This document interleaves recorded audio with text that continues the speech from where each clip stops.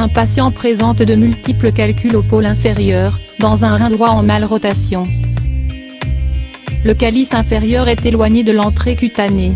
Une gaine d'emplâtre plus longue est nécessaire, mais non disponible.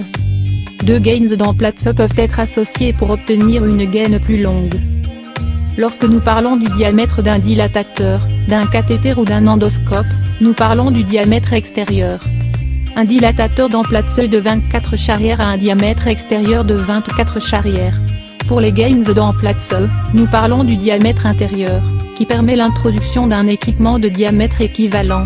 Une gaine de 24 charrières permettra l'introduction d'un dilatateur d'emplâtre de 24 charrières ou d'un néphroscope de 24 charrières.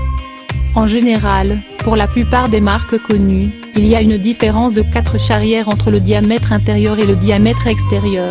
Par exemple, une gaine en plâtre de 24 charrières a un diamètre extérieur d'au moins 28 charrières. Une gaine de 26 charrières correspond en fait à une gaine de 30 charrières, et une gaine de 30 charrières correspond en fait à une gaine de 34 charrières. Ainsi, pour obtenir une gaine d'emplâtre plus longue, la gaine de travail est introduite dans les premiers centimètres d'une gaine plus grande, de 4 charrières. Une gaine de 20 charrières est introduite dans une gaine de 24 charrières. Cependant, il est préférable d'utiliser seulement 2 charrières de différence, par exemple, pour insérer une gaine de 22 charrières dans une gaine de 24 charrières. La jonction entre les deux gaines sera plus serrée, sans risque de démontage des gaines dans le trajet percutané. La nouvelle gaine de fortune est placée à côté du néphroscope et coupée à la même longueur que celui-ci.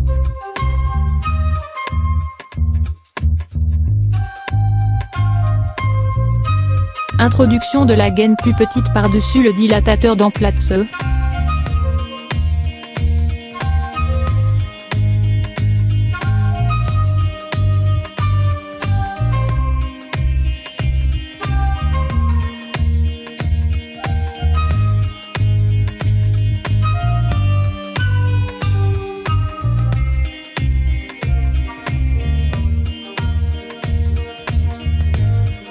Vue endoscopique montrant la transition entre la gaine noire et la gaine bleue.